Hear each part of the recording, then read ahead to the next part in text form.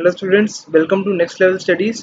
आज की वीडियो में हम लोग देखेंगे ड्यू जेट 2018 के सॉल्यूशंस, सेकंड शिफ्ट के, फर्स्ट शिफ्ट के सॉल्यूशंस एंड प्लस 2019 के दोनों शिफ्ट के सॉल्यूशन।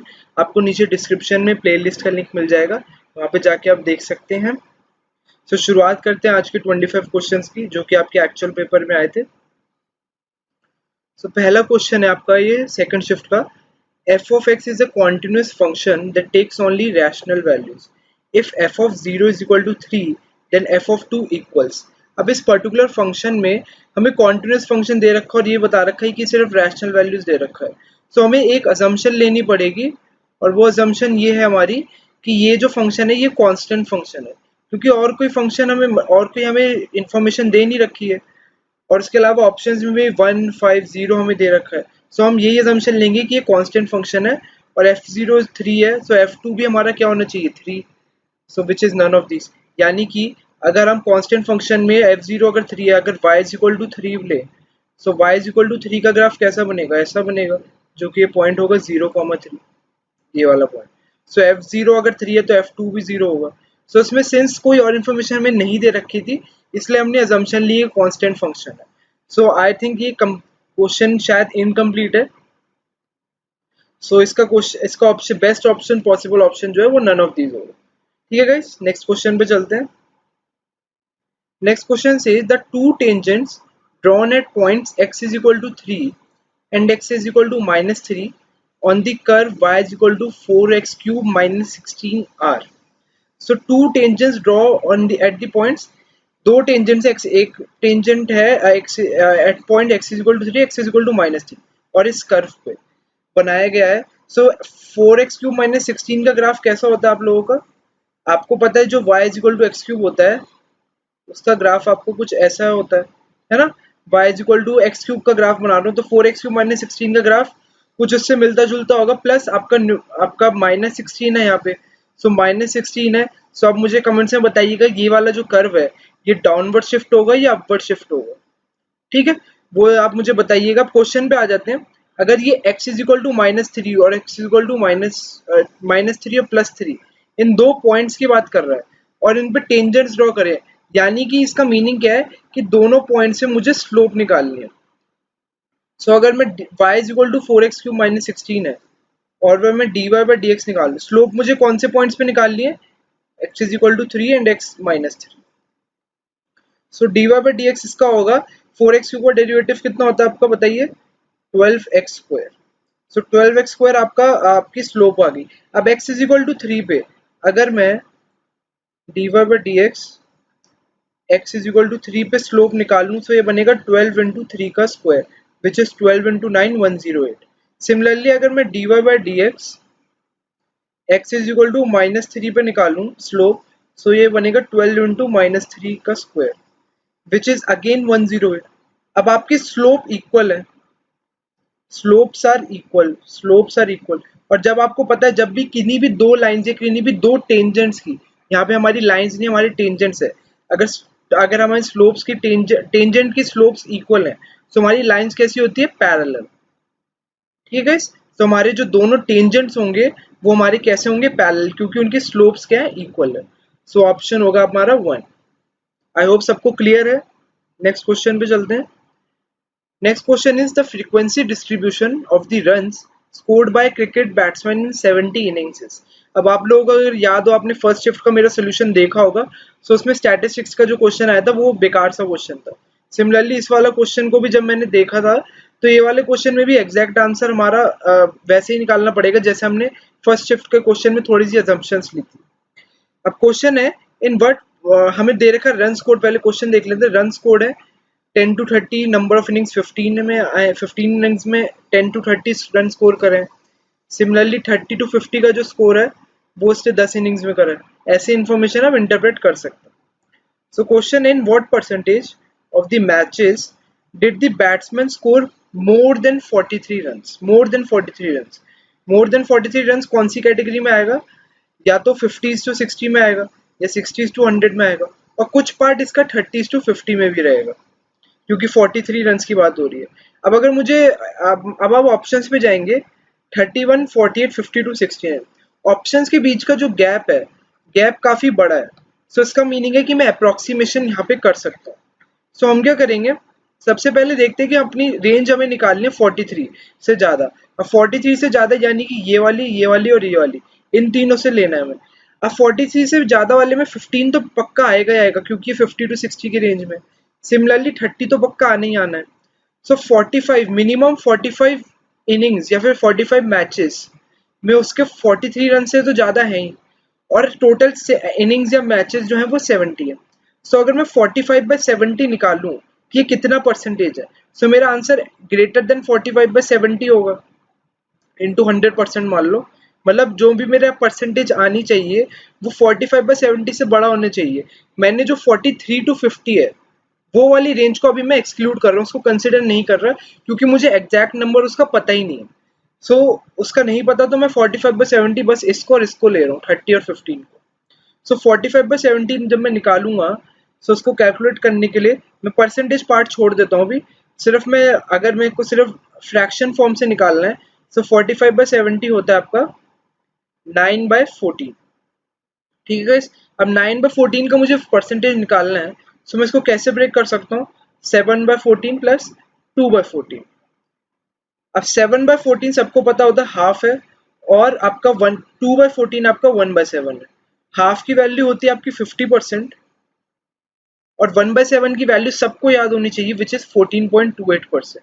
यानी कि इसका मीनिंग हुआ कि जो मेरा 45/70 है, उसका उसका सम होगा टोटल 64.28%। यानी कि एटलीस्ट 64.28% मैचेस में उसका जो स्कोर है वो 50 से तो ज्यादा ही रहा होगा। हमने 40, क्वेश्चन ने 43 की बात करी है, हम 50 की बता रहे हैं। सो 50 या 50 ऑब्वियसली बड़ा नंबर है 43 से, सो ये कंडीशन हमारी सेटिस्फाई करेगी। सो आंसर हमारा 64.28% से बड़ा होना चाहिए। कौन सा ऑप्शन हो सकता है, 31 नहीं हो सकता, 48 नहीं हो सकता, 52 नहीं हो सकता, 69 होना ही मजबूरी है क्वेश्चन की। सो आंसर हमारा ऐसे टिक हो गया। हमने इस कुछ क्वेश्चन में अजम्पशन नहीं ली, जैसे लास्ट वाली शिफ्ट के क्वेश्चन में थोड़ी सी कंफ्यूजन थी, तो हमने अजम्पशन से वो क्वेश्चन किया था। ये वाला क्वेश्चन लॉजिक से हो जाएगा आपका। नेक्स्ट पे चलते हैं। Next is if the line x plus y minus 1 touches the parabola y square is equal to kx, then the value of k is। so सबसे पहले आपको इस पर्टिकुलर क्वेश्चन करने के लिए, अगर आप इसको प्रॉपर ट्रेडिशनल मेथड से करेंगे, सो इसका सोल्यूशन अप्रोक्सीमेटली 1 पेज से भी बड़ा है, ग्रेटर देन 1 पेज सोल्यूशन। ठीक है, अब लेकिन इसका जो मैं आपको बेस्ट तरीका बताऊंगा वो मैं आपको बताऊंगा कि इस क्वेश्चन को हम ग्राफ से कैसे कर सकते हैं। देखते हैं। अब आपको सबसे पहले पैराबोला का पता होना चाहिए। अब पैराबोला का आपको अगर A to Z आपको सब कुछ चाहिए कि पैराबोला की इक्वेशंस कैसी बनती है, y square is equal to kx, x square is equal to kx, मतलब इन सब x square is equal to ky, इन सब की इक्वेशंस कैसी बनती है। तो अब हमारी कोनिक सेक्शन की प्लेलिस्ट है, हमारे चैनल पे डली हुई है, उसमें जाके आप पैराबोला की वीडियो देख सकते हैं, सब कुछ क्लियर हो जाएगा। आज की वीडियो, आज के क्वेश्चन में मैं आपको बेसिक सारे नहीं बता रहा, मैं बस आपको मेन चीज बता रहा हूँ कि y square is equal to k x जो होता है, उसका ग्राफ या तो ऐसा बनेगा, अगर आपका k जो है ग्रेटर देन 0 है, और अगर आपका k जो है लेस देन 0 है, सो आपका जो y square is equal to k x का ग्राफ ऐसा बनेगा। ठीक है, दो पॉसिबिलिटीज आपकी y square is equal to k x की ग्राफ की। सो अब हमें दे रखा है if the line x plus Y is equal to 1। अब जो line x plus Y is equal to 1 है, उसका अगर हम ग्राफ बनाए, सो उसका ग्राफ कैसे बनता है, ऐसा। ये पॉइंट होता है आपका 1,0 और ये पॉइंट होता है आपका 0,1। यानी कि अब, और इसमें दे रखा है ये जो लाइन है ये पैराबोला को टच करेगी, मतलब ये जो लाइन है एक तरीके से पैराबोला पे टेंजेंट होगी, है ना, टेंजेंट होगी। अगर मैं पहला वाला केस लेता हूँ, k ग्रेटर देन 0 लेता हूँ, और अगर अब मैं लाइन ड्रॉ करता हूँ, ये मेरा x एक्सिस है और ये y एक्सिस है। अब अगर मैं x plus y equal to 1 की लाइन ड्रॉ करता हूँ, सो ये लाइन हमारी ड्रॉ होके पैराबोला को आप देख रहे हो साफ साफ, ये यहाँ पे दो जगह इंटरसेक्ट करने वाली है। ये कभी भी आपके पैराबोला को टच नहीं करेगी, यहाँ पे करेगी, यहाँ पे करेगी। सो टच वाला केस तो इसमें बन ही नहीं सकता, यानी कि k ग्रेटर देन 0 वाला केस गलत है। सो k लेस देन 0 वाला ऑप्शन ही सही होगा। सो उसने वैल्यू ऑफ k पूछी है, अगर ऑप्शंस पे जाएं, सो 4 और 2 तो हो ही नहीं सकता, ये वाला 4 और 2, क्योंकि k ग्रेटर देन 0 के मैंने आपको ग्राफ से बता दिया। सो 2 और 3 ऑप्शन नहीं हो सकता, सिंपल। सो आंसर इसका मीनिंग क्या है कि या तो -4 है या फिर आपका आंसर -2। अब ग्राफ की मदद से देख लेते हैं कैसा आपका क्या आंसर हो सकता है एक्चुअल। स्कोर अप करते हैं, 1 मिनट।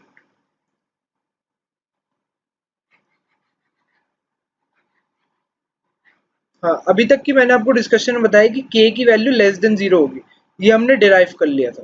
अब इसके बाद आपकी इक्वेशन कैसी बनेगी वो देख लेते हैं। मान लीजिए x plus Y is equal to 1 का ग्राफ ऐसा बन रहा है, ठीक है। x plus Y is equal to 1, ये पॉइंट 1,0 और ये पॉइंट 0,1, और उसके बाद आपको दे रखा है कि पैराबोला टच कर रहा है, यानी कि ये अगर टच वाले केस में ये वाला पैराबोला कुछ ऐसा बनेगा, ठीक है। सो ये वाला केस आप देखोगे, सो ये वाला हमारा केस बन जाएगा y square is equal to k x, और के हमारा लेस देन 0 है, और ये हमारा टच हो गया, यानी कि जो x plus Y is equal to 1 वाली लाइन है, this is acting as a tangent to the parabola. Now we have two options. अब Y square is equal to K की वैल्यू या तो -4 होगी या -2 होगी। अब देख लेते हैं, अगर y square is equal to -4x होगा, सो हमारी इक्वेशन, और तो हमारा क्या केस बनेगा वो देख लेंगे। और दूसरा केस है कि वाई स्क्वायर जो है वो हमारे इक्वल होगा -2x के, ठीक है। दो केस बन रहे हैं, Y square equal to -4x और Y square equal to -2x। और उसके अलावा इनका जो जिस पॉइंट पे टेंजेंट है उस पॉइंट पे दोनों इंटरसेक्ट हो रहे हैं, और इंटरसेक्शन किस लाइन से हो रहा है, x plus y equal to 1, x plus y, थोड़ा एक दोबारा लिख देते हैं इसको, हाँ, x plus Y is equal to 1। So हम क्या करेंगे, पहले केस में हम वेरीफाई कर लेंगे कि क्या ये सेटिस्फाई कर रहा है। अगर मैं इन दोनों इक्वेशंस का, अगर इन दोनों का इंटरसेक्शन निकालना है तो मुझे किसी ना किसी की वैल्यू इक्वल पुट करनी पड़ेगी। सो इस वाली इक्वेशन से निकल कर आएगा y is equal to 1 minus x. अब वो चीज़ मैं यहाँ पे पुट कर दूंगा। So y is equal to 1 minus x में इसमें पुट करूंगा, सो ये बनेगा 1 माइनस एक्स का होल स्क्वायर, y की जगह 1 माइनस एक्स का whole square is equal to -4x। So 1 plus x square minus 2x is equal to -4x। So आपका x square plus 2x plus 1 is equal to 0, या फिर x plus 1 का whole square is equal to 0। So x की value -1 आ गई, और अगर x की वैल्यू -1 आ गई, सो आपकी y की वैल्यू क्या आ जाएगी, आपकी y की वैल्यू अगर यहाँ से हम निकालेंगे, सो -1 y की वैल्यू आपकी आ जाएगी 2, यानी कि ये जो इंटरसेक्शन का पॉइंट है ये हमें मिल गया, ये होगा -1,2। ठीक है गाइस, ये वाला पॉइंट हमारा होगा -1,2। सो इसका मीनिंग है कि ये वाला पॉइंट अगर -1,2 है तो यही हमारी फिगर होगी, और इस वाले पॉइंट में अगर मैं इसको यहाँ पे ड्रॉप करूँ, सो ये -1,0 हो जाएगा पॉइंट, और ये वाला पॉइंट हमारा 0,2 हो जाएगा, और ये ग्राफ हमारा पूरा सेटिस्फाई करेगा। सो हमारा आंसर हो जाएगा ऑप्शन 1 विच इज -4। सिमिलरली अगर आपके मन में डाउट है और आपको लग रहा है कि ये वाला भी चेक कर लेते हैं, y square equal to -2x, so इसमें भी हम अगेन इसको किससे इंटरसेक्ट कराएंगे, x plus y equal to 1 से। सो अगेन y की वैल्यू क्या हो जाएगी, 1 माइनस एक्स। सो इस पर्टिकुलर इक्वेशन में y को 1 माइनस एक्स के इक्वल पुट करेंगे, सो आंसर बनेगा इक्वल टू -2x। फिर इसको करेंगे 1 plus x square -2x is equal to -2x। So ये कैंसिल हो जाएगा, एक्स स्क्वायर की आपकी वैल्यू आएगी -1, और एक्स स्क्वायर -1 आ गए तो ये तो पॉसिबल ही नहीं है, यानी कि ये नंबर लाइन पे प्लॉट नहीं हो सकता, या फिर ये रियल सोल्यूशंस नहीं देगा हमें। सो उसका मीनिंग ये वाला -2 का ऑप्शन भी गलत हो गया हमारा। सो आप -4 से ही करके आप श्योर हो चुके थे तो इसको टिक करके आगे बढ़ सकते थे। सो ये मैंने आपको पूरा ग्राफ बेस्ड पे बताया, आपको इसमें स्लोप तक निकालने की जरूरत नहीं पड़ी, पूरा ग्राफ में आपने ऑब्जर्वेशन करी है बस, उससे आपको सबसे पहले ये पता चला कि k की वैल्यू लेस देन 0 होगी। उसके बाद सिंपली आपने क्या करा, आपने उस ऑप्शन पुट करके k की एग्जैक्ट वैल्यू निकाल ली। सो आई होप क्वेश्चन सबको अच्छा लगा होगा, काफी अच्छी वैरायटी का क्वेश्चन था। नेक्स्ट क्वेश्चन पे चलते हैं, और चैनल को गाइस सब्सक्राइब नहीं करा तो चैनल को सब्सक्राइब बिल्कुल कर लीजिएगा, और हमारे टेलीग्राम ग्रुप भी ज्वाइन कर ले। Next question says if two circles are such that the center of one lies on the periphery of other, the ratio of the length of the common chord to the radius of any of the circles is. So यानी कि दो circles जो है उनका centre एक दूसरे के circumference पे लाई करता है. अगर मैं ये सर्कल्स बनाऊं, एक सर्कल ये बन गया और एक सर्कल ये बन गया, ये दोनों इक्वल सर्कल्स हैं, थोड़ा सा बनाने में दिक्कत हुई है. सो ये दोनों हमारे इक्वल सर्कल्स हैं. ये C1 मान लेते हैं, इसको C2 मान लेते हैं. दोनों का सेम रेडियस है. इक्वल सर्कल्स का मीनिंग है same radius. Centre of one lies on periphery of other, हमने ये लिख लिया. Ratio of length of the common chord, common chord कौन सी होगी, ये वाली, ये इनकी कॉमन कॉर्ड है. ये C1 सर्कल की भी कॉमन कॉर्ड है और जिस सर्कल का सेंटर C2 है उसकी भी कॉमन कॉर्ड है. मतलब कॉमन कॉर्ड मतलब दोनों में ये कॉमन आ रही है. सो हमसे पूछे ratio of length of common chord to the radius of any of the circles. Radius of any of the circles. अब सबसे पहले इनको ज्वाइन कर देते हैं. अब इसको ज्वाइन करेंगे. सो C1 C2 की लेंथ तो R है, ये तो पता है ना आपको, क्योंकि C1 C2 को देखें तो ये, अगर इस वाले सर्कल को देखें जो मैं दिखने में छोटा है आपका, इस वाले सर्कल में देखें तो C1 से लेकर C2 में ये आपका रेडियस है. सिमिलरली C2 से C1 आपका बड़े वाले सर्कल का रेडियस है. सो C1 C2 की वैल्यू R है. सिमिलरली अगर मैं ऐसे इन पॉइंट्स को जोड़ दूं, ये A मान लेते हैं. सो AC1 क्या है, AC1 भी तो R के इक्वल है क्योंकि ये रेडियस है.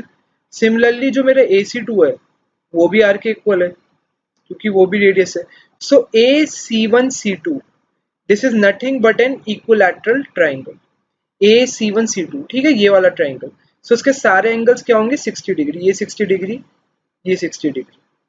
और जब आपने परपेंडिकुलर ड्रॉप करा हो, मतलब ये जब आपकी कॉमन कॉर्ड बन रही है, तो सिमेट्री के बाद आप देखेंगे कि ये कॉमन कॉर्ड जब यहाँ पे दोनों के सेंटर्स के पॉइंट को, सेंटर्स के जॉइनिंग को जब ये इंटरसेक्ट करेगी, सो ये आपका 90 डिग्री का एंगल निकलता है.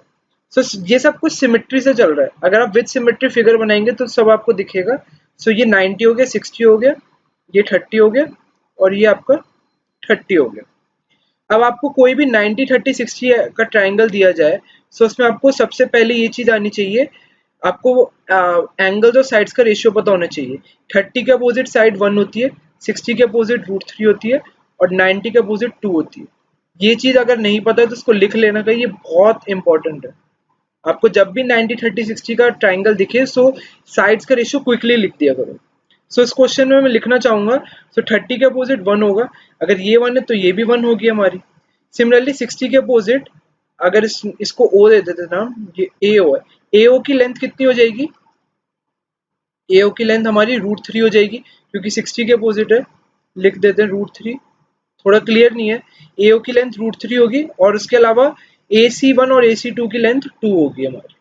हमसे इसने पूछा क्या है, हमसे इसने पूछा length of the common chord, यानी कि ट्वाइस ऑफ AO, और उसका पूछा है रेशियो रेडियस से, और रेडियस हमारा AC1.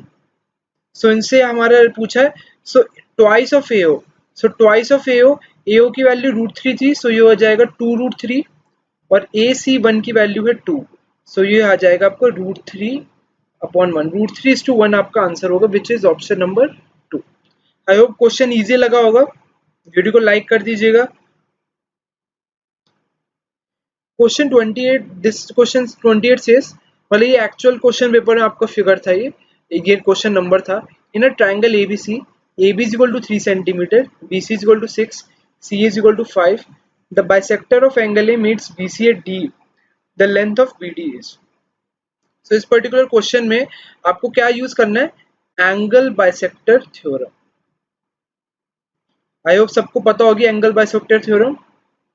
ठीक है, सबसे पहले हम क्वेश्चन देख लेते हैं. क्वेश्चन में ABC ट्राइंगल दे रखा है, AB की लेंथ 3 दे रखी है, BC की 6 एंड CA की हमें दे रखी है 5, और बाइसेक्टर ऑफ एंगल A, यानी कि ये भी थीटा है और ये भी थीटा है, मीट्स BC एट D, तो ये D हो गया.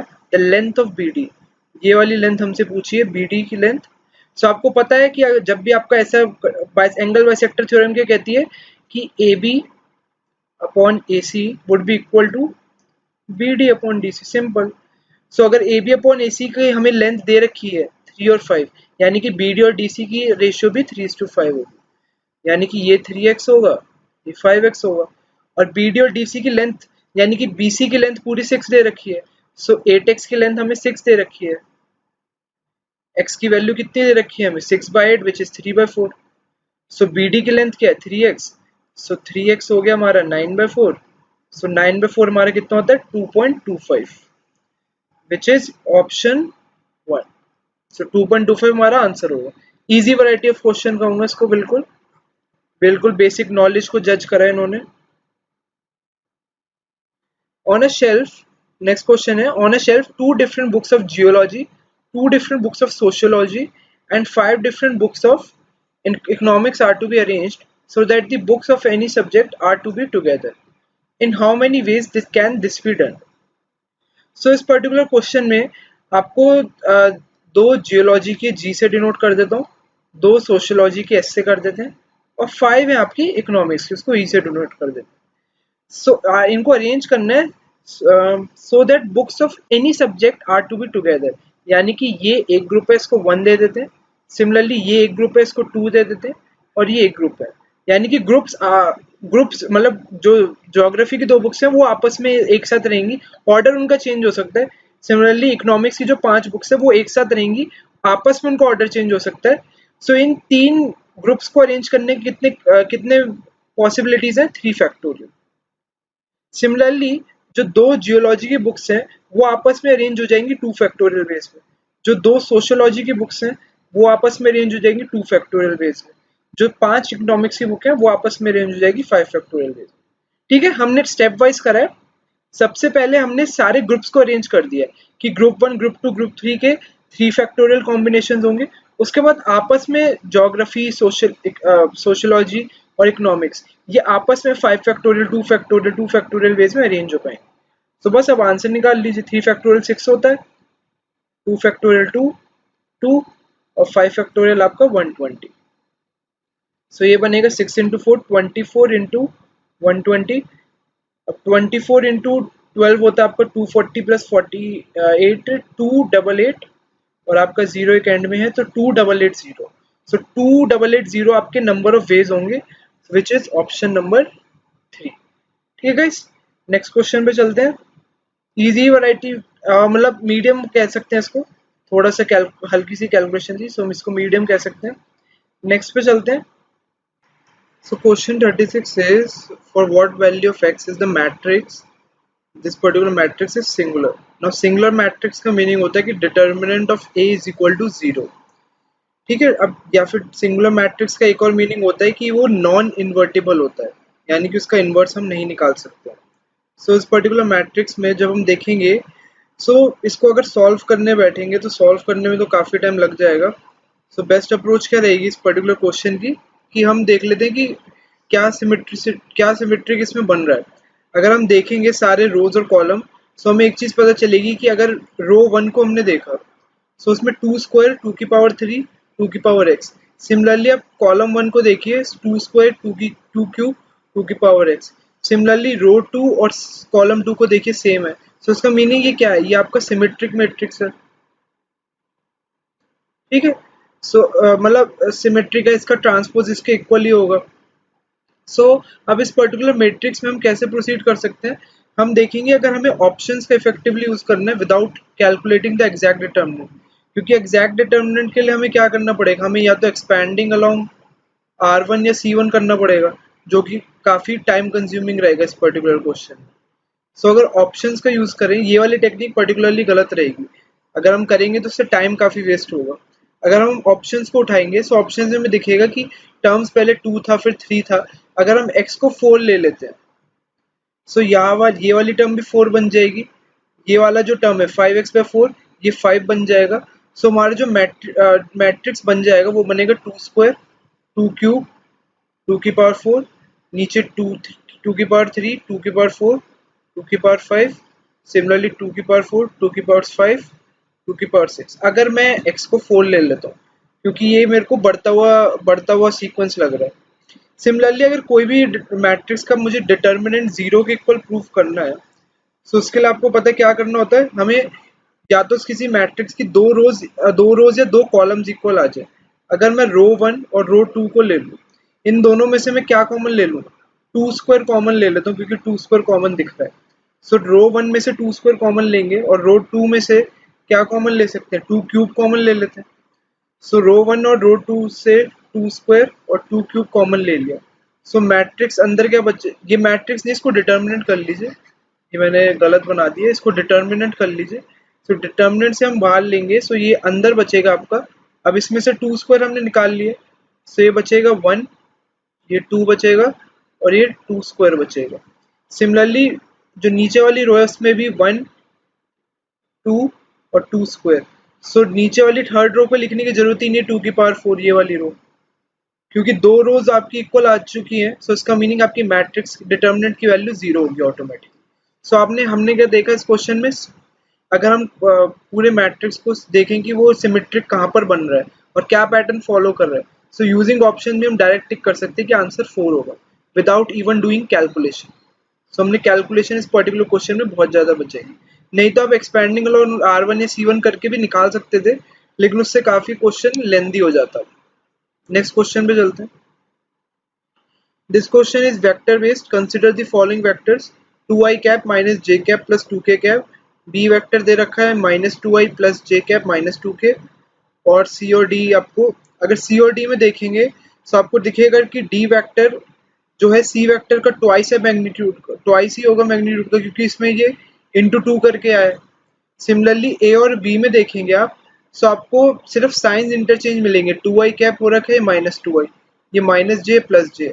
सो इसका मीनिंग इनका मैग्नीट्यूड तो सेम होगा, लेकिन जो बी वेक्टर है वो इक्वल है माइनस ए वेक्टर के, यानी कि ए वेक्टर एंड बी वेक्टर इन दोनों के क्या होंगे, हैव डिफरेंट डायरेक्शंस। इन दोनों के आपके डिफरेंट डायरेक्शन होंगे। अब ऑप्शंस पे आ जाते हैं। पहला पूछा इसने, which of the following statements are true. पहला है A and B are same magnitude. Magnitudes तो सेम ही होंगे क्योंकि हमने देखा 2 1 -1 2 है, यहाँ -2 1 -2 है। सो इनका जब स्क्वायर करेंगे सो माइनस साइन की तो रेलिवेंस रहेगी नहीं, ठीक है। सो ये वाले पर्टिकुलर केस में माइनस, जब भी हम मैग्नीट्यूड निकालते हैं तो ये वाले साइंस का रेलिवेंस नहीं रहता, तो मैग्नीट्यूड तो सेम होगा। सो ऑप्शन 1 बिल्कुल सही है, मतलब स्टेटमेंट 1। फिर A and B have same direction, अभी मैंने बात करी सेम डायरेक्शन नहीं होगा, डिफरेंट होगा, क्योंकि बी वेक्टर जो है वो इक्वल है माइनस ऑफ ए वेक्टर के। सो सेकंड स्टेटमेंट गलत है। फिर है C and D have different magnitudes. अब मैंने आपको बताया था सी और डी में इंटू 2 करके आ रहा है, तो सेम मैग्नीट्यूड तो नहीं हो सकता। ये दोनों वेक्टर्स आपके सेम डायरेक्शन में हो सकते हैं क्योंकि सी और डी का सेम डायरेक्शन होगा और डी का जो मैग्नीट्यूड होगा वो ट्वाइस होगा सी के। तो C and D has different magnitudes. So option C आप थर्ड जो है आपका स्टेटमेंट 3 ये सही है, 1 सही है, थर्ड सही है, सेकंड गलत है। और अगर हम स्टेटमेंट 4 पर आए, C and D has different direction. Direction same होगा, मैंने अभी आपको बताया था, क्योंकि इसमें 2 मल्टीप्लाई कर देंगे तो वही आ जाएगा। सो हम पैरेलल वेक्टर्स को कैसे लिखते हैं, ए इज इक्वल टू, इसमें ए नहीं है इसमें सी है, सो लैम्डा सी। तो ये वेक्टर्स आपके पैरेलल होंगे, तो पैरेलल होंगे तो सेम डायरेक्शन होगा। तो C and D different direction होंगे तो ये भी गलत है। सो ऑप्शन 1 और ऑप्शन 3 गलत सही है, यानी स्टेटमेंट 1 और स्टेटमेंट 3 करेक्ट है। सो होगा हमारा आंसर 1 एंड 3 वाला कौन सा है, ये वाला। So option 1 would be the perfect answer. Let's move on to next question.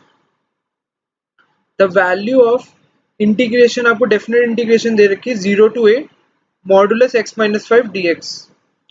सो आपको ये पता है कि जब भी इंटीग्रेशन आपको मॉडुलस फंक्शन की आती है तो उसको आपको ब्रेक करना चाहिए, क्योंकि मॉडुलस x जो होता है आपका, वो आपके दो वैल्यूज दो इंटरवल्स के लिए लाई करता है।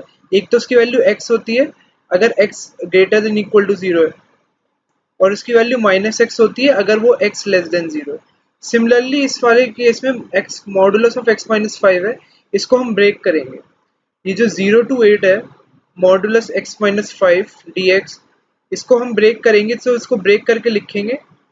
पहले 0 to 5 लेंगे क्योंकि x - 5 है, मॉडुलस x - 5 dx, और जो अगली रेंज आएगी वो आएगी आपकी 5 to 8 modulus of x - 5 dx। अब आपके पास दो इंटीग्रल्स आ गए हैं, इनको मैं अगर नेम देना चाहूँ, ये आपका मान लीजिए 1 है और ये मान लीजिए आपका 2 है। सो अगर 1 की तरफ देखें, सो 1 में आपकी जो लिमिट्स हैं वो 0 to 5 modulus x minus 5 dx।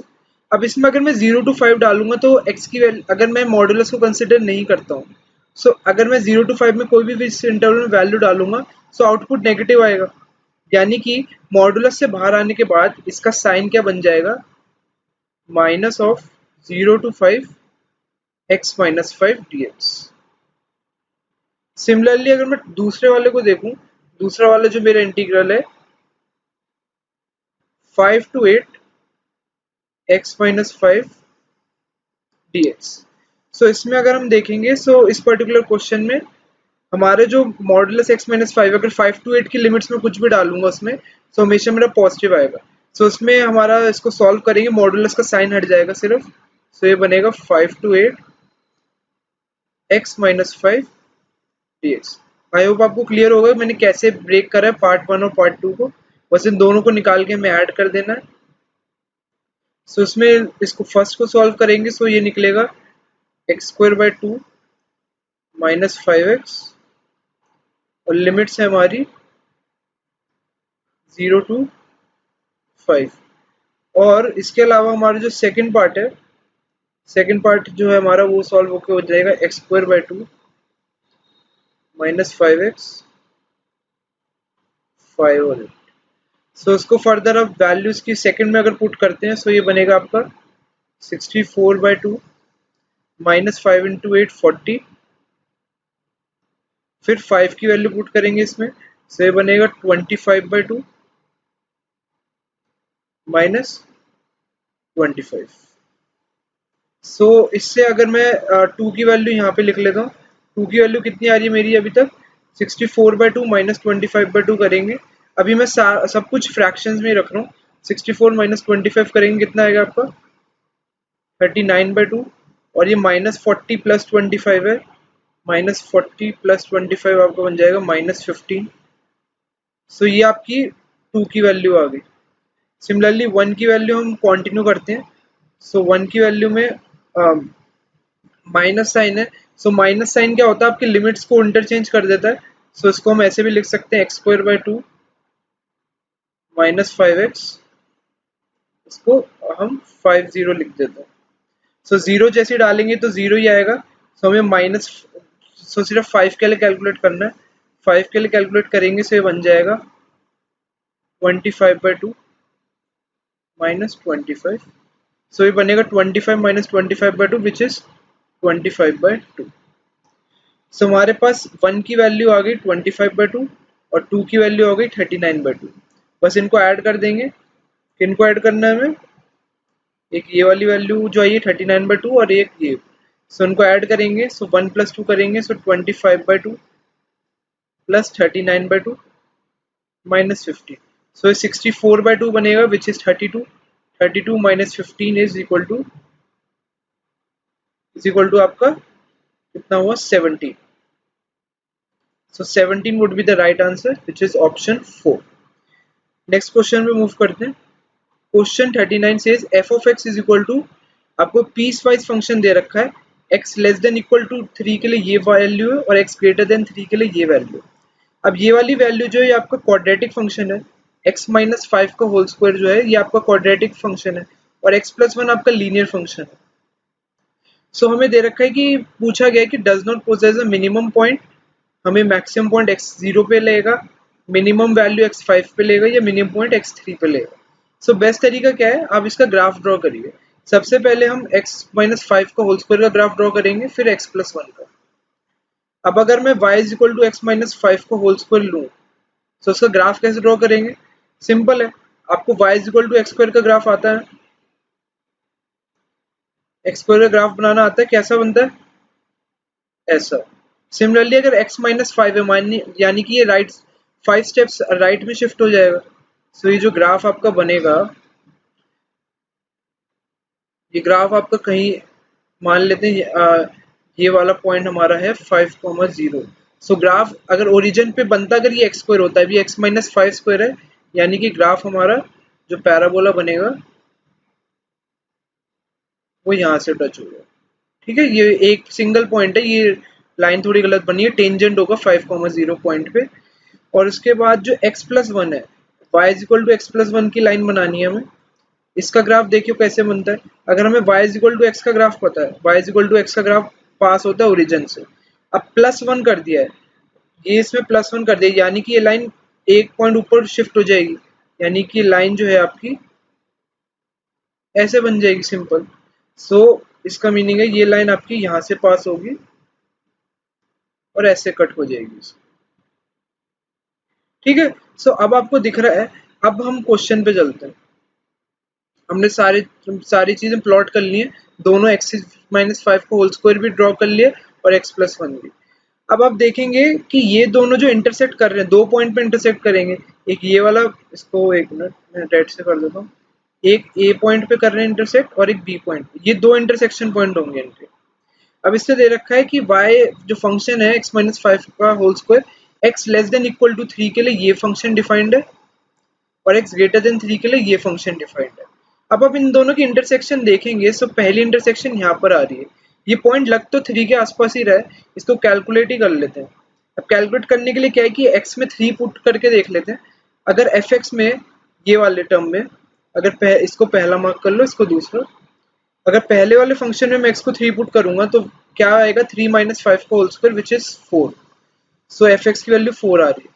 Similarly अगर मैं इस वाले फंक्शन में x+1 में 3 पुट करूंगा तो भी 4 आएगा, यानी कि x की वैल्यू 3 पे फंक्शन की वैल्यू 4 ही आनी है और ये पहला पॉइंट ऑफ इंटरसेक्शन होगा। सो इसका मीनिंग है कि ये वाला जो पॉइंट है मेरा, ये कुछ नहीं है, ये 3,4 ही है। x को 3 डालूंगा तो y मेरा 4 आना है और यही मेरा डिफाइनिंग पॉइंट होगा। यानी कि इस पॉइंट तक x less than equal to 3 के लिए मैं x-5 का होल स्क्वायर वाला फंक्शन फॉलो करूंगा। सो x-5 का होल स्क्वायर वाला फंक्शन कौन सा आपका, जो ये हमारा कर्व बन रहा है। ठीक है, एक मिनट, थोड़ा गलत बन गया।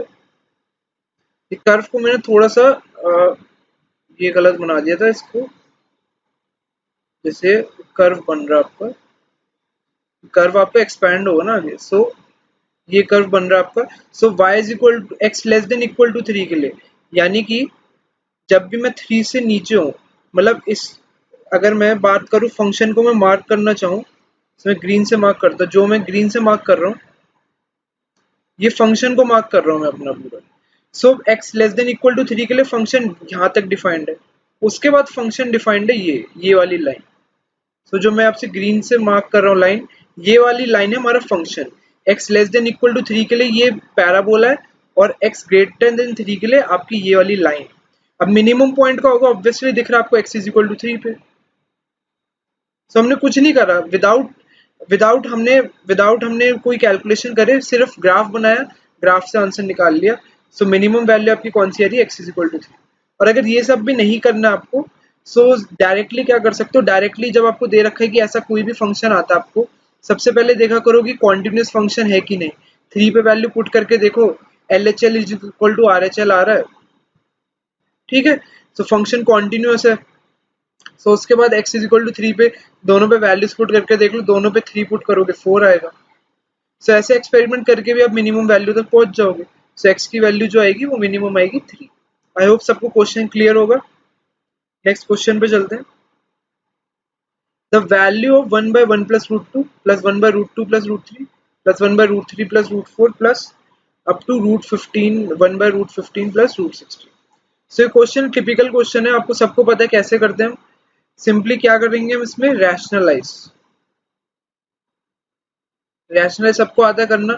पहली टर्म को देखो, पहली टर्म को 1/1 प्लस रूट 2 है, इसको रैशनलाइज जब करेंगे सो ये रूट 2 माइनस 1 और रूट टू माइनस 1 से मल्टीप्लाई और डिवाइड करेंगे। सो ये वाली टर्म क्या बन जाएगी आपकी, रूट 2 माइनस 1, और डिनोमिनेटर तो आपका 2 माइनस 1 1 बन जाएगा। सिमिलरली 1/रूट 2 प्लस रूट 3 को रैशनलाइज करोगे तो क्या बनेगा, रूट 3 माइनस रूट 2, डिनोमिनेटर 1 बन जाएगा। सो आप देखते जाओगे कि हम जब टर्म्स को लिखूंगा, मैं रैशनलाइज करके डायरेक्ट लिख रहा हूँ, सो आपकी सारी कुछ कुछ टर्म्स आपकी कटती जाएंगी। कौन कौन सी कटेगी वो देख लेते हैं। ये आपका चलता जाएगा, ठीक है, और एंड में आपको कहाँ तक आ जाएगा, ये रूट 16 माइनस रूट 15। सो हम देख लेते हैं कि हमारा क्या क्या कैंसिल हो जाएगा। √2 कैंसिल हो जाएगा, सिमिलरली √3 हमें दिख रहा है कैंसिल होता हुआ, √4 भी आगे जब टर्म आएगी √5 माइनस √4 वाली तो वो भी कैंसिल हो जाएगा। सबकी सारी टर्म्स कैंसिल होती जाएगी। सिमिलरली इससे जस्ट पहली टर्म होगी 1/√14 प्लस √15, सो √15 वहां से कैंसिल हो जाएगा। सो आपकी टर्म्स कौन सी बच रही है, एक √16 और एक √1। सो √16 ये माइनस का साइन है इसके साथ, सो √16 माइनस √1 हमारा फाइनल आंसर होगा। √16 आपको पता है 4 होता है, √1 आपका 1 होता है, सो 4 माइनस 1 3। कुछ भी नहीं था उस क्वेश्चन में, ये क्वेश्चन बिल्कुल बेसिक टाइप का था। नेक्स्ट क्वेश्चन पे, if z is equal to x plus 1/x plus 1/x up to infinity है। सो ये टिपिकल टाइप का क्वेश्चन है। आप इसमें क्या करते हैं, इसमें जो भी वेरिएबल रिपीट हो रहा होता है उसको अज्यूम उसकी वैल्यू पुट कर देते हैं। सो उसमें क्या रिपीट हो रहा है, कहाँ से रिपीट होता हुआ दिख रहा है, यहाँ से।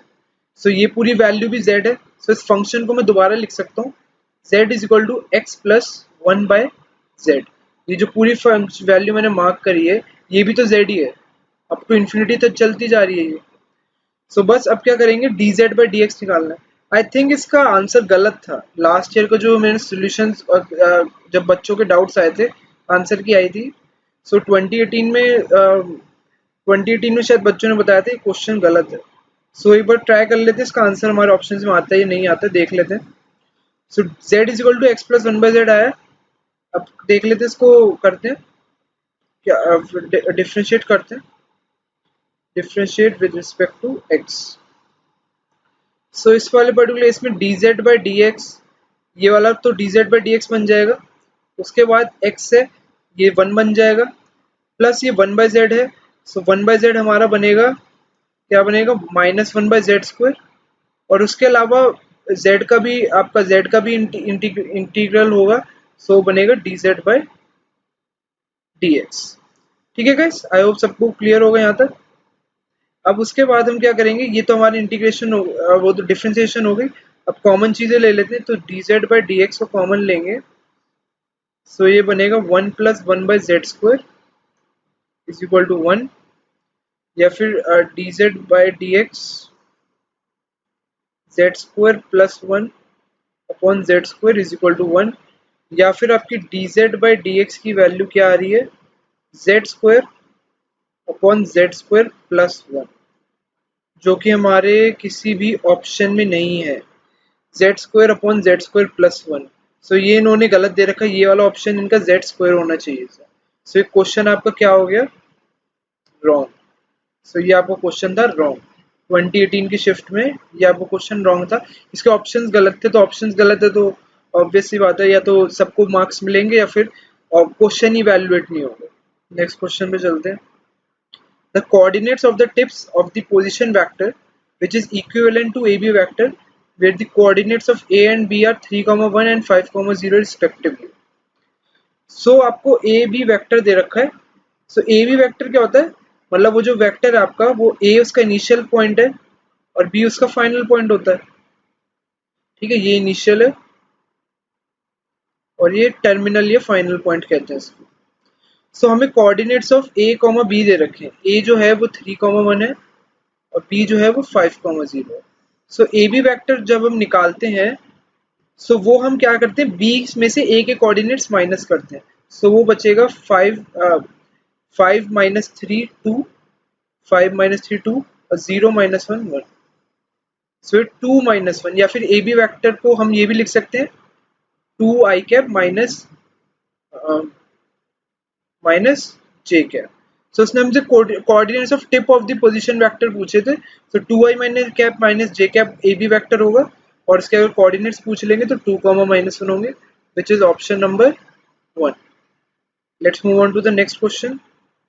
वीडियो गाइस पसंद आ रही है तो लाइक करिए, and plus if you are new to the channel then you should subscribe the channel. So this question says the value of cos of sin inverse minus 5/13 is. So again easy variety of question. देख लेते हैं। सबसे पहले हम क्या करेंगे, ये जो अंदर की चीज है sin इनवर्स माइनस 5/13, इसको y पुट कर लेंगे। Let y is equal to sin inverse minus 5/13। मैंने इसको y क्यों पुट करा है, क्योंकि cos के अंदर साइन इनवर्स है, मैं किसी तरीके से साइन इनवर्स को cos इनवर्स में कन्वर्ट करूंगा ताकि इनवर्स से मेन फंक्शन आपका रूल आउट हो जाए। So y is equal to sine inverse -5/13 है, या फिर हम कह सकते हैं साइन y जो है आपका -5/13। सो cos y कितना हो जाएगा आपका, cos y हो जाएगा आपका √1 माइनस 5/13 का whole square, which is equal to √1 -25/169 is equal to √144/169। So cos y की वैल्यू आपकी आ जाएगी 12/13। सो cos y की अगर वैल्यू 12/13 है, अगर ये cos y की वैल्यू 12/13 है, तो y की वैल्यू कितनी होगी आपकी, cos इनवर्स 12/13। ठीक है, सो हमने एक मिनट, सो y की वैल्यू आपकी cos इनवर्स 12/13 आ गई। अब ये पूरी वैल्यू को हमने y माना था, यानी कि इस फंक्शन को अगर ये जो मैंने मार्क कर रहा हूँ इसको दोबारा लिखना चाहूँ, सो cos के अंदर अब साइन इनवर्स क्या बन गया है, ये पूरी वैल्यू आपकी बन गई है cos इनवर्स 12/13। ठीक है, जो कि इक्वल हो जाएगा आपका 12/13 का। ठीक है, क्योंकि ये आपका पॉजिटिव है और ये आपका cos इनवर्स है, सो उससे आपका फाइनाइट आंसर आएगा 12/13, विच इज ऑप्शन 4। ठीक है, cos इनवर्स आपका cos इनवर्स के अंदर जो आपका मेन वैल्यू होगी वो 12/13 आपका आंसर हो जाएगा। नेक्स्ट क्वेश्चन पे चलते हैं। तो question 44 says for the function f(x) that is drawn in the figure which of the following statements is true। सो आपको फंक्शन दिख रहा है पूरा। सो ये अच्छा लेवल का क्वेश्चन है, बस आपको इसमें नॉलेज आपकी चेक होगी। ये क्वेश्चन हार्डली 30 सेकंड्स का है। इस क्वेश्चन में आपको बस क्या देखना है कि आपको अगर नॉलेज है कि एफ डैश ए अगर ग्रेटर देन 0 है, एफ डैश बी अगर लेस देन 0 है, तो इन चीज़ों को इंटरप्रेट कैसे करते हैं। सबसे पहली चीज़ ये रखिए F of A is equal to 0। F of A हमारा ये रहा। ठीक है, एफ ऑफ ए 0 के इक्वल है, 0 के इक्वल तो है नहीं। एफ ऑफ ए का मीनिंग है कि ये वाली जो वैल्यू होनी चाहिए ये आपकी 0 पे कॉरेस्पॉन्ड करनी चाहिए, यानी कि आपका एफ ऑफ ए आपका 0 पे कॉरेस्पॉन्ड करना चाहिए, लेकिन ये तो वाई एक्सिस पे टच ही नहीं कर रही है। ठीक है, सो एफ ऑफ ए आपका 0 नहीं हो सकता। Similarly F dash be less than 0। F dash be less than 0 का मीनिंग है कि फंक्शन आपका डिक्रीजिंग होना चाहिए बी पॉइंट पे। अगर आपका F dash be less than 0 और बी पे देखेंगे तो फंक्शन आपका डिक्रीजिंग जा रहा है, सो सेकंड स्टेटमेंट आपकी बिल्कुल ट्रू है। सिमिलरली अगर हम देखें F double dash C greater than 0। F double dash C greater than 0 का मीनिंग क्या होता है, F double dash C greater than 0 का मीनिंग होता है कि जो कर्व है आपका वो सी पॉइंट पे अचीव करेगा अपना लोकल मिनिमम या फिर वो मिनिमम पॉइंट अचीव करेगा सी पॉइंट पे। और वो एक क्या बनता है सी पॉइंट पे, जब वो एफ डबल डैश सी अगर ग्रेटर देन 0 हो तो वो अपवर्ड पैराबोला बनना चाहिए। ठीक है, और यहाँ पे सी पॉइंट होना चाहिए। सो अगर वो देखेंगे वो कंडीशन बिल्कुल मीट हो रही है, सी पॉइंट पे आपका पैराबोला अपवर्ड बन रहा है और सी पॉइंट पे आपका लोकल मिनिमम भी दे रहा है। सो ये स्टेटमेंट भी बिल्कुल ट्रू है। Similarly F D greater than 0। F D greater than 0 है ही नहीं। आप देख लीजिए डी जो है, डी पे अगर हम कॉरेस्पॉन्ड करेंगे ये वैल्यू तो नेगेटिव आ रही है, सो एफ ऑफ डी तो आपका लेस देन 0 है। सो ये स्टेटमेंट भी गलत हो गई। सो फर्स्ट और फोर्थ आपकी गलत हो गई और आपकी सेकंड और थर्ड ट्रू है। कौन सा ऑप्शन हो गया, option 4, second and third true हो गया। ठीक है, इजी क्वेश्चन, बस आइडेंटिफिकेशन का क्वेश्चन था। आपको देखना था कि कौन सी चीज पे कब आइडेंटिफिकेशन करनी थी आपको, कि लोकल मिनिमम लोकल मैक्सिमम। अगर ये कॉन्सेप्ट्स क्लियर है तो ये क्वेश्चंस बहुत ही आसान रहते हैं।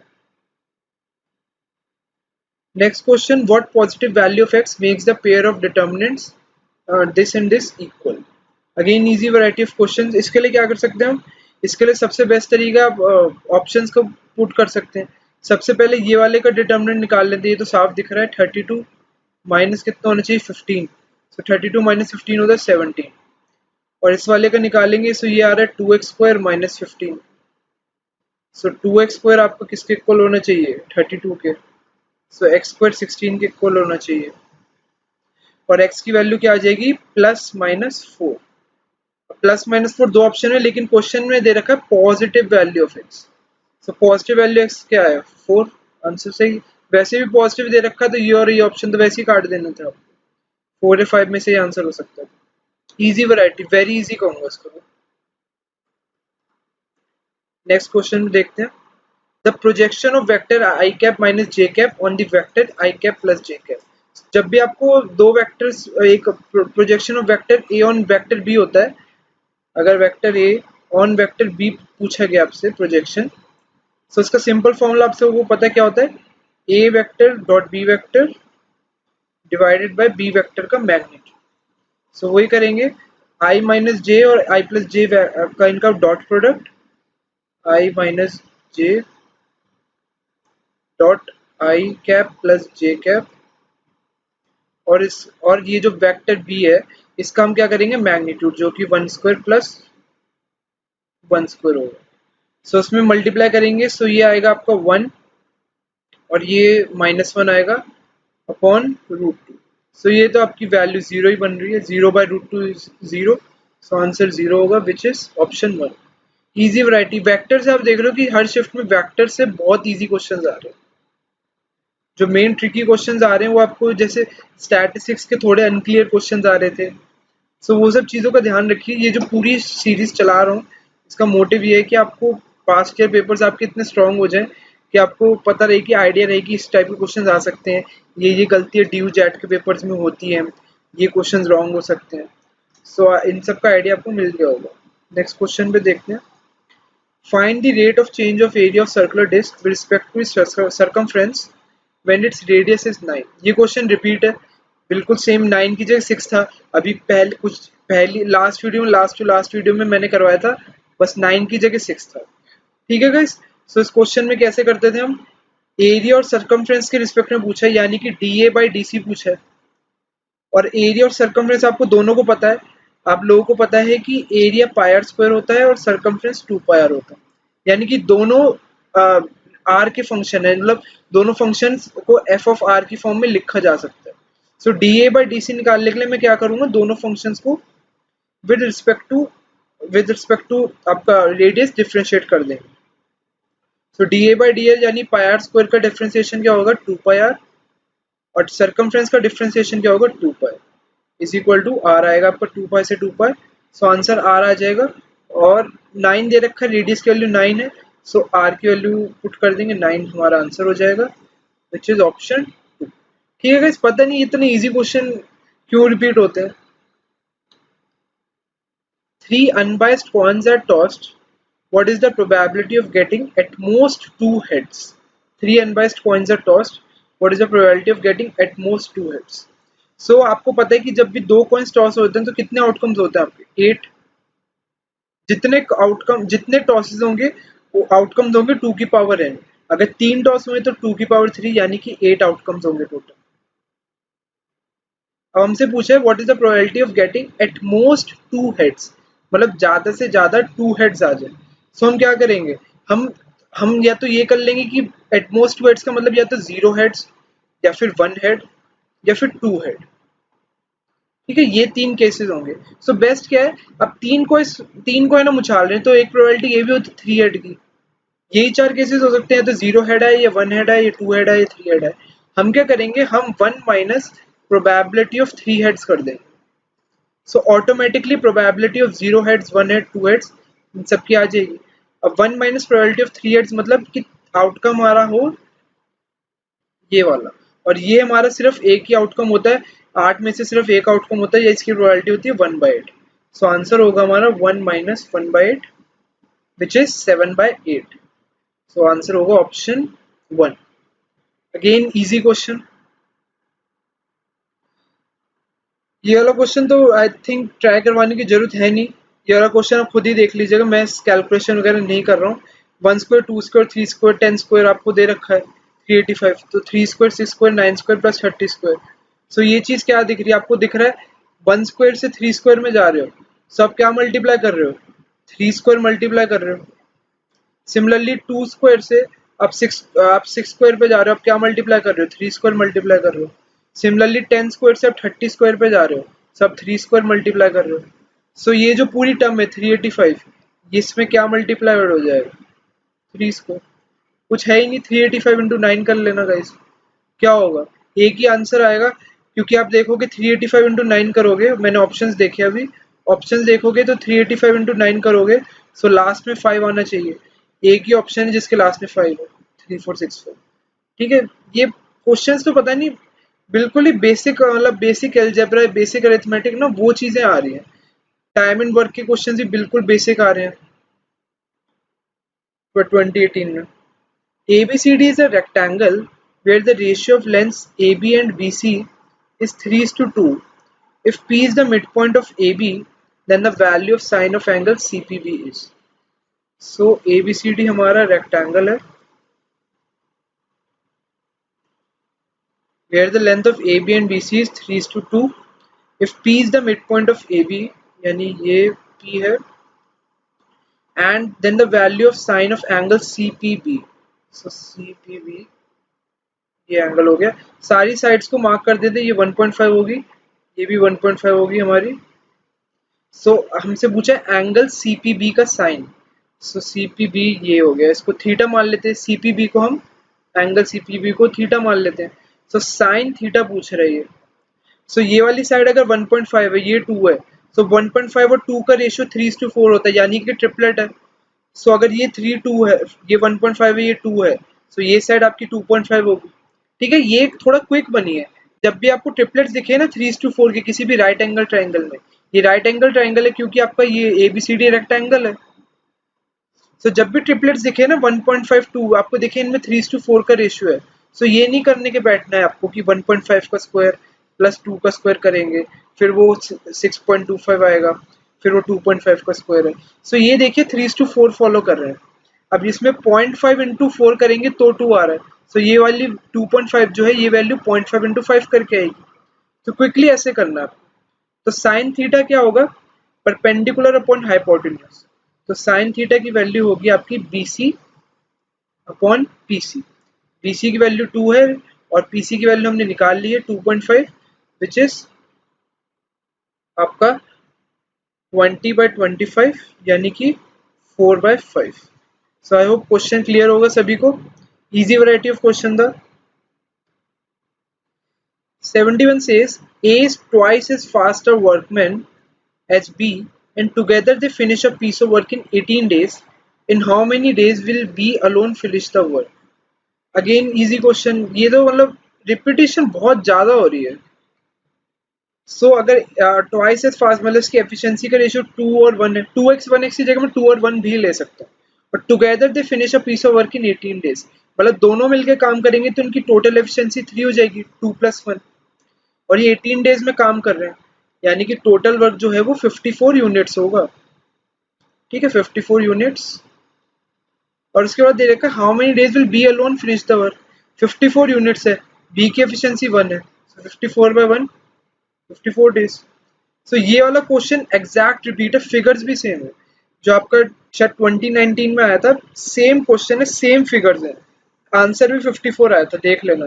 और सिमिलरली अभी जो ये वाला क्वेश्चन हमने करा था, कौन सा करा था, ये वाला सर्कुलर डिस्क, इसके पे 9 की जगह 6 दे रखा था, और ये भी 2019 में रिपीट हुआ, मतलब दो क्वेश्चन रिपीट हो रहे थे, मतलब क्वेश्चन रिपीटिशन की पॉसिबिलिटी काफी ज्यादा है। सो 2019 2018 के पेपर्स गाइस अच्छे से कर लीजिए, बिल्कुल भी छोड़ने का मतलब है ही नहीं, बनता ही नहीं। सो दिस 78 1 हो गया था हमारा, 79 आ गया, the angle of elevation of the sun where the length of the shadow of a tree 3 times the height of the tree is. So आपको length of the shadow of the tree 3 times height of the tree दे रखी है। So angle of elevation of sun, मान लीजिए sun हमारा यहाँ पर है, drawing बेकार है गाइस थोड़ी इसके लिए, ये सन तो किसी भी एंगल से नहीं लग रहा है, ये सन मान लीजिए, तो सन एंगल ऑफ एलिवेशन ऑफ सन, कोई बंदा यहाँ पे, ये ट्री यहाँ पे खड़ा है, सो अगर ट्री मान लीजिए ट्री यहाँ पर है,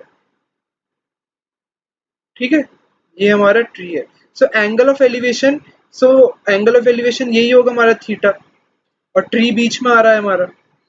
सो इसमें दे रखा है angle of elevation of sun is when the length of the shadow of a tree is 3 times the height of the tree. So यानी कि ये लेंथ ऑफ द शैडो, ये हमारी ट्री की शैडो होगी, ये हमें 3x दे रखी है, और ये हमें x दे रखी है। सो tan थीटा हमारा हो जाएगा 1/3। और इसमें अगर ऑप्शंस पे जाएंगे तो ऑप्शन tan थीटा 1/3 तो होता ही नहीं है। सो ये ऑप्शन क्वेश्चन भी गलत है। इसका मीनिंग हमारा angle of elevation of sun when the length of shadow of a tree is 3 times the height of the tree is. So answer इन लोगों ने 30 डिग्री दे रखा है, यानी कि tan 30 डिग्री की वैल्यू 1/3 √3 आनी चाहिए। सो इसका मीनिंग है ये वाला क्वेश्चन भी आपका गलत है, ये √3 होना चाहिए। सो ये वाला क्वेश्चन भी गलत निकला आपका, रॉन्ग क्वेश्चन। ये 3 की जगह आपका क्या होना चाहिए, √3, क्योंकि tan थीटा 1/3 के लिए तो हमने पढ़ाई, मतलब ये वाली स्टैंडर्ड वैल्यूज तो होती नहीं है 60, 75, 30, 45 डिग्री, पढ़ने वाली बात नहीं है, लेकिन हमें 1/√3 तो ये तभी आएगा ना जब tan 30 डिग्री होगा, जो कि आंसर दे रखा है। सो क्वेश्चन ये वाला गलत है आपका। सो क्वेश्चंस गाइस गलत आ रहे हैं, सो बी कॉशियस। किसी भी क्वेश्चन पे आपको टाइम अपना वेस्ट नहीं करना है। अगर होता है ठीक है, वरना भाड़ में जाए क्वेश्चन। इतना टाइम हमें लगाना नहीं है कि क्वेश्चन पे करते जाओ, फिर उस पर टाइम लगा के बाद में पता चला यार क्वेश्चन तो गलत था। तो ऐसे क्वेश्चन आ रहे 2019 में भी दिखा दिया मैंने आपको, 2018 के भी दूसरी शिफ्ट में दिखा दिया। हर शिफ्ट में गलत आ रहे हैं गाइस। सो नेक्स्ट पे चलते हैं, and this is the last question of 2018 shift 2. The slope of the normal to the curve y is equal to 2x square plus 3 sin x at x is equal to 0. Y is equal to 2x square plus 3 sin x at x is equal to 0. Slope of normal to the curve. तो slope of, एक तो हम जो generally dy by dx निकालते हैं, हमने क्या निकालते हैं, slope of tangent to the curve. ठीक है गाइस। सो इसमें हम क्या करेंगे, जो भी हमारी स्लोप निकलेगी वो टेंजेंट की निकलेगी, और टेंजेंट और नॉर्मल में आपको पता है क्या होता है, ये दोनों परपेंडिकुलर होते हैं। ठीक है, तो जो टेंजेंट की स्लोप आएगी, मतलब मान लीजिए टेंजेंट की स्लोप हमारी m1 है और नॉर्मल की जो स्लोप होगी हमारी m2 होगी। सिंस ये दोनों परपेंडिकुलर होते हैं, सो m1 इंटू m2 हमारा -1 के इक्वल होना चाहिए। सो इस पर्टिकुलर क्वेश्चन में जब हम dy by dx निकाल रहे हैं, सो ये हम slope of tangent to the curve निकाल रहे हैं। सो इसको करेंगे, सो ये आएगा 4x प्लस 3 cos x। ठीक है, और इसमें हमें दे रखा है कि x की वैल्यू 0 पे, यानी कि अब इस पर्टिकुलर में हम x की वैल्यू 0 पुट कर देंगे। यहाँ पे x की वैल्यू 0 पुट कर देंगे। सो 4 इंटू 0 प्लस 3 cos 0। सो ये तो 0 बन गया आपका, और cos 0 क्या होता है, 1। सो आपकी स्लोप आ गई, और स्लोप ऑफ टेंजेंट, तो स्लोप ऑफ टेंजेंट आपकी आ गई 3। सो स्लोप ऑफ टेंजेंट 3 है। सो मैंने अभी आपको बताया कि m1 की वैल्यू 3 आ गई। सो m2 की वैल्यू क्या होगी, 3 into m2 is equal to -1। So m2 की वैल्यू आ जाएगी आपकी -1/3। तो स्लोप ऑफ नॉर्मल होगी -1/3। सो इन, अगर मैं क्वेश्चन पेपर सेट करता तो मैं तो एक ऑप्शन 3 भी रखता, क्योंकि जनरली स्टूडेंट्स को क्या आदत होती है, स्लोप, ये नॉर्मल पे ध्यान नहीं दिया, आंसर देकर डिफरेंशिएट करा, 0 पुट करा, 3 पुट कर दिया। अब इन्होंने आंसर में ऑप्शन 3 नहीं दिया, लेकिन 3 पुट कर सकता था एग्जामिनर, ये एग्जामिनर से आई थिंक गलती हो गई है। So option 3 would be the right answer, -1/3। So I hope guys आपको वीडियो पसंद आई होगी। काफ़ी मेहनत लगी है गाइज इस क्वेश्चन कंपाइल करने में, वीडियो बनाने में। सो चैनल को आप सपोर्ट करिए, चैनल को सब्सक्राइब करिए, बेल आइकन दबाइए, and also join our Telegram channel. So thank you guys for watching.